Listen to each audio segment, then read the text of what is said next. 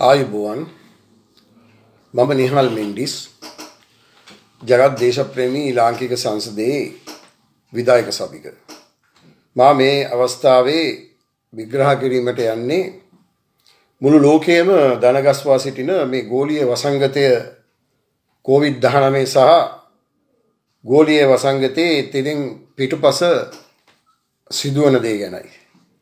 අද දවසේ මේ මොහොත වන විට ලෝකේ පුරා COVID-19 වෛරසයට ආසාදනය වී රෝගී වූ පුද්ගලයන් ගණන 17,94,819ක් වෙනවා. ලෝකේ පුරා රටවල් 213ක මරණයට පත් වූ පිරිස අද වෙන විට 1,09,933ක් වෙනවා. එසේම සුවපත් වූ පිරිසත් විශාල ප්‍රමාණයක්.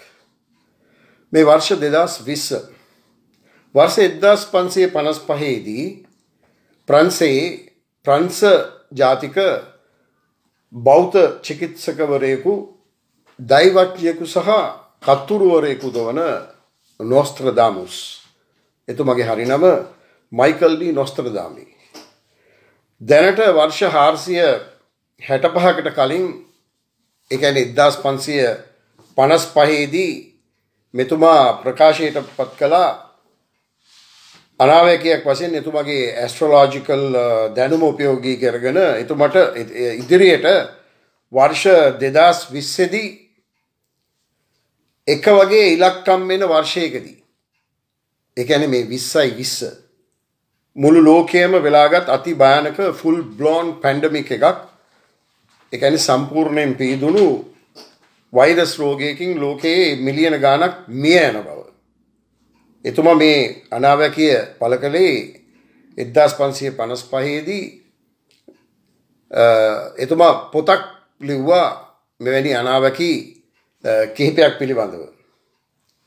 නමුත් එතුමාට මේ පොත මුද්‍රණය කිරීමට බැරි වුණා. එතුමා ඊට කලින් මරණයටපත් වුණා. මගේ මතකයේ හැටියට 1556 වර්ෂයේ එතුමාගේ මරණය සිදු වුණා.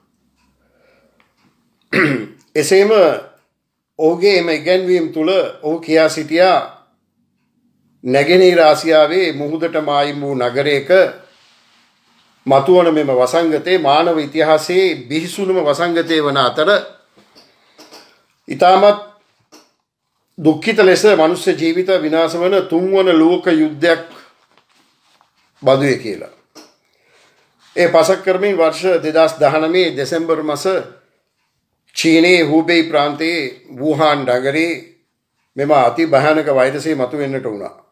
ඒ විතරක් නොවේ නොස්ත්‍රදාමුස් නේවරදිව කියන ලද ඔප්පු වූ අනාවැකිය අතර ලන්ඩන් නුවර ඇති වූ මහා ගින්න The Great Fire of London ඒ 1666 සහ ප්‍රංශයේ දෙවැනි රජතුමාගේ මරණය සිදු වීම ඒ 1559 ඒ වගේම ඇමරිකානු ජනාධිපති ජෝන් එෆ් කෙනඩි මහතාගේ ඝාතනය සිදුවීම ඒක සිදු වුණේ 1963 එතරම්ම නිවැරදි වූ තවත් අනාවැකි කිහිපයක්ම තියෙනවා අපිට දැන් වඩාත්ම වැදගත් වන්නේ ඔහුගේ කොරෝනා වෛරසය පිළිබඳ අනාවැකියයි මේ එතුමාගේ නිවැරදිව කියූ හතරවෙනි අනාවැකියයි එසේම අවුරුදු කිහිපයක සිට ගෝලීය වසංගත තත්ත්වයන් පිළිබඳව මතු සිදුවෙන අනාවැකි කිහිපයක් පිළිබඳව අනුතුරු හැඟවීම් කිහිප වතාවක්ම කළා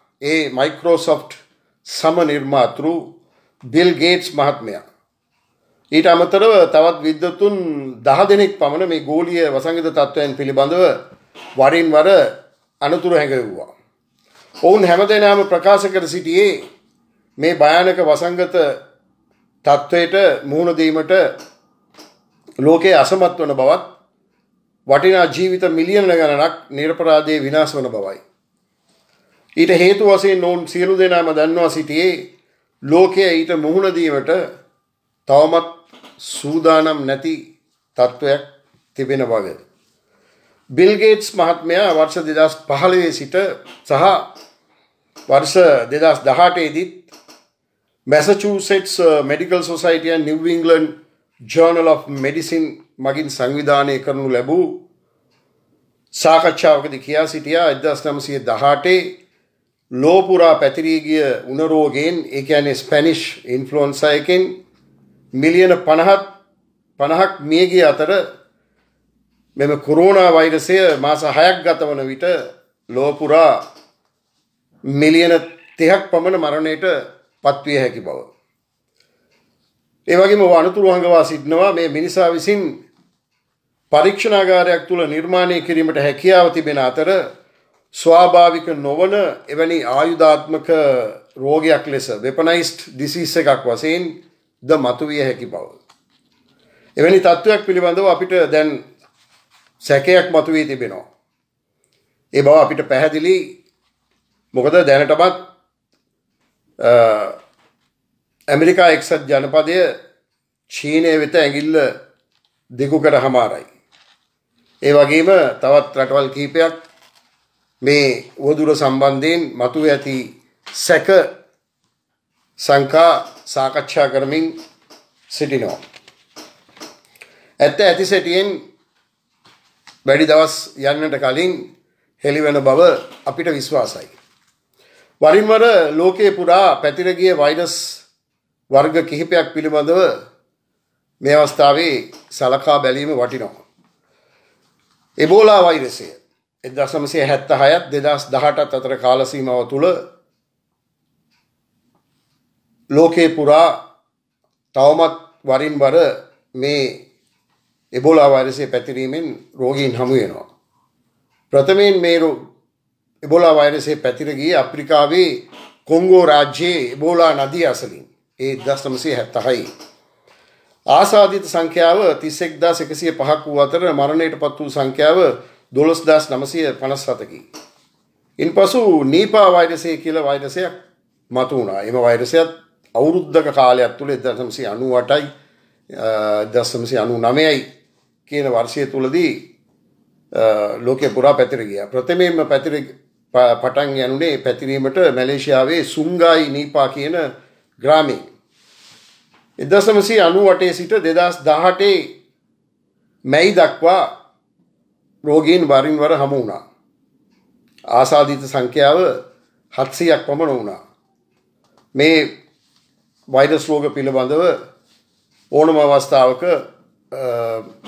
ලෝක සෞඛ්‍ය සංවිධානය විසින් යාවත් කාලීන කරනු ලබන දත්තවලින් අපිට බලාගත හැකි වෙනවා. SARS වෛරසය ඊළඟට මතුවන වෛරසය වර්ෂ 2002ත් 2004ත් අතර ප්‍රථමයෙන් පැතිර ගියේ ශුන්දේ ගුවාන් ඩොං චීනයේ. ආසාදිත සංඛ්‍යාව 8096ක් වන අතර මරණයට පත් වූ සංඛ්‍යාව 774ක්. ඉන්පසු 2009 සිට 2010 අගෝස්තු දක්වා 2009 ජනවාරි ඉඳලා 2010 අගෝස්තු දක්වා ස්වයින් ෆ්ලූ වෛරසය පැතිරෙන්න පටන් ගත්තා. මේ රෝගය ප්‍රථමයෙන්ම හමු වුණේ වෙරක්‍රූස් කියන නගරයේ මෙක්සිකෝවේ. ආසාදිත සංඛ්‍යාව 16,32,258ක් වුණා. ඒ වගේම සුව සංඛ්‍යාව වැඩි ප්‍රමාණයක්, ඒ කියන්නේ 16,14,222ක්ම වුණා. මරණයට පත් වූ සංඛ්‍යාව සුළු ප්‍රමාණයක්, ඒ 18,36ක ප්‍රමාණයක් මරණයට පත් වුණා. ඉන්පසුව මර්ස් වෛරසය පැතිරෙන්න පටන් ගත්තා. මේ මර්ස් වෛරසය පැතිරෙන්න පටන් ගත්තේ වර්ෂ 2012 සෞදි අරාබියාවේ. මේ වෛරසයට කැමල් ෆ්ලූ කියලාත් කියනවා. ප්‍රථම ආසාදිතයව හමු වුණේ සෞදි අරාබියාවේ. ආසාදිත සංඛ්‍යාව 2519ක් වෙනවා. මරණයට පත් වූ සංඛ්‍යාව 866ක්. මෙසේ මේ වෛරස් වර්ග 5ක් වරින් වර ලෝ පුරා පැතිර ගියා. කොහොම වුණත් එදා මෙදා කාලය තුල මේ 2020 වර්ෂය වන තෙක්ම මේ වෛරස් අඩු වැඩි වශයෙන් ලෝකේ කොහේ හෝ තැනක වරින් වර මතුවෙනවා. අද මතුවුණ දැන් මතුවී තිබෙන කොරෝනා වෛරසයත් එවැනි වෛරසයක්. අද වන තෙක් ලෝකේ පුරා පැතිර ගිය වෛරස් වර්ගයන් ගැන කතා කිරීමේදී අපිට පැහැදිලි වන්නේ අපි කතා කළ 1918 ස්පැනිෂ් ඉන්ෆ්ලුවෙන්සා වෛරසයේ සිට අද දක්වා මතුවන වෛරස් වර්ගයන්. මේ 2020 වර්ෂය වන විටත් ලෝකයේ කිනම් හෝ රටක වරින් වර මතුවී මිනිසුන්ට ආසාදනය වන බව දිනපතා ලෝක සෞඛ්‍ය සංවිධානය මගින් යාවත් කාලීන කරනු ඇත. ඊළඟට අපි සලකා බලමු අනාගතයේදී මතුවීමට හැකි වෛරස් තත්ත්වයන් පිළිබඳව. ලෝක විද්වතුන් පළ කළ අනාවැකි මයිකල් ඔස්ට්‍රහෝම් ඉන්ෆෙක්ෂියස් ඩිසීස් ස්පෙෂලිස්ට් කෙනෙක් ඇමරිකාවේ බෝන රෝග පිළිබඳ විශේෂඥයෙකු වන එතුමා 2005 දී අනුතුරු ඇඟවීමක් කළා. මේ අපේ ඉතිහාසයේ බරපතලම අවදානම් අවස්ථාවක් අප වහම ක්‍රියාත්මක විය යුතුයි කියලා. ලෝකේ පුරා පැතිරෙන ඊළඟ වසංගතයට මුහුණ දෙන්න අපි සූදානම් විය යුතු බව. කාලය වේගයෙන් ඉක්ම යනවා.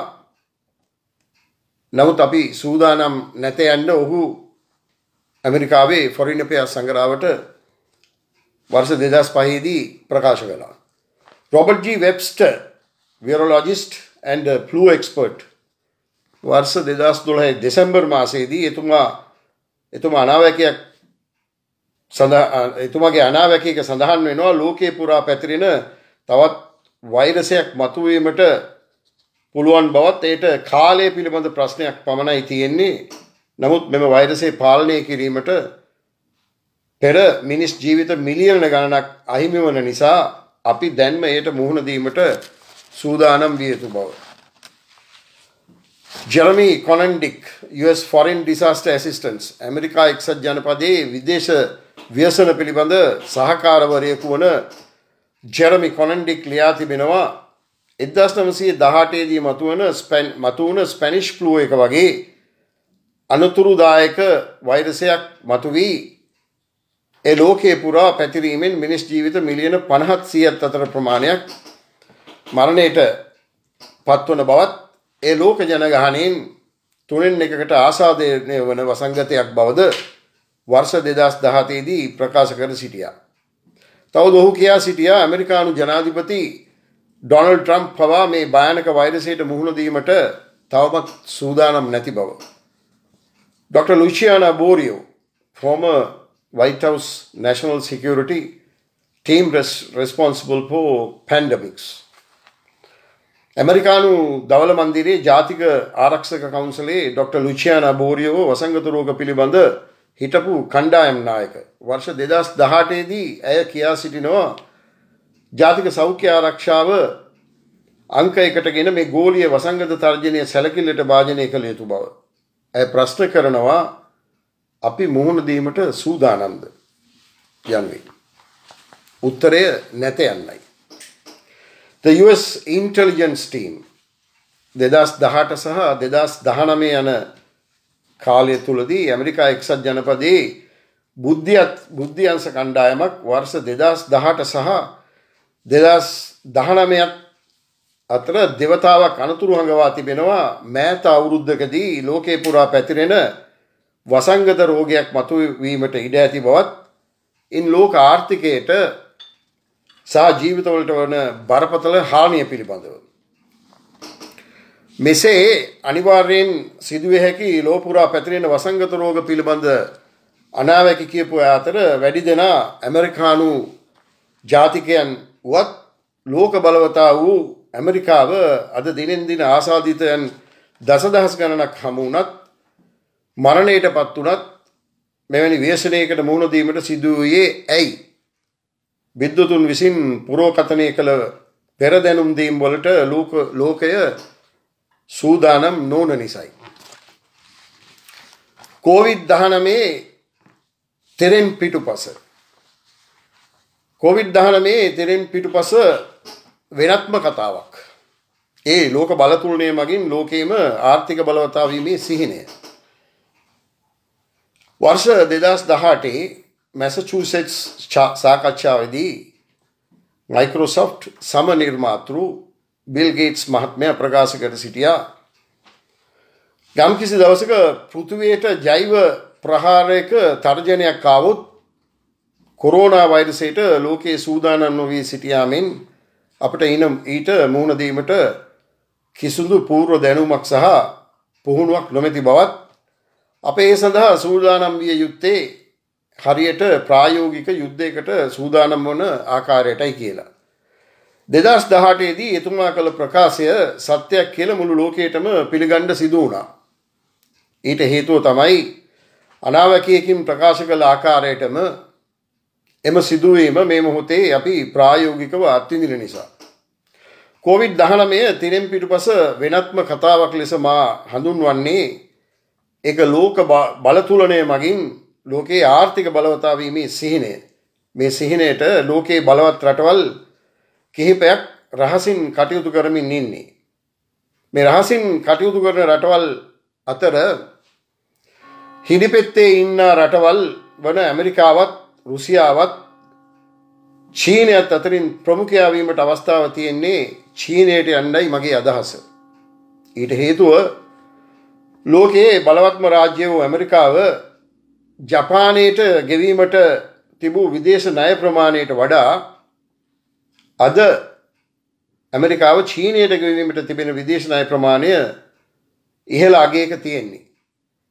ඇමරිකා එක්සත් ජනපදයේ ආර්ථිකමය වශයෙන් සුළු පසුබෑමක් ඇති වුණාට යුදමය වශයෙන් චීනයට වඩා ඉදිරියෙන් සිටින රටක්.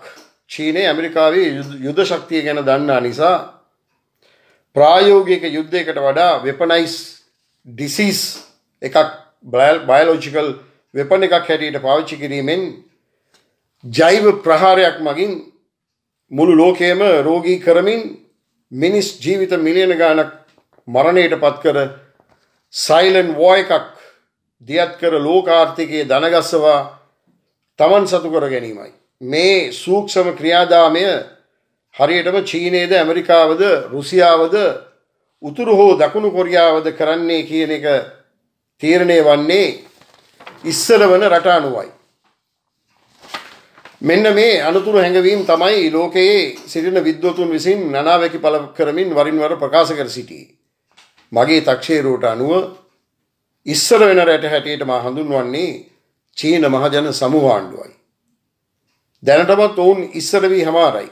ඔවුන්ගේ සැලසුමට අනුව විශාල මූල්‍ය ශක්තියක් හිමි චීනය කඩා වැටුණු ලෝක ආර්ථිකයේ පලනෙලා ගන්නේ කොටස් වෙළඳ පොලේ හුස්ම ගන්න බැරුව ඇද වැටෙන ලෝකයේ බලවත්ම රටවල් සතු ඩොලර් බිලියන ගණන් වටිනා මහා ව්‍යාපාර වටිනාකමින් 3/1කටත් වඩා අඩුවෙන් ලන්සු තබා මිලදී ගැනීමෙනි.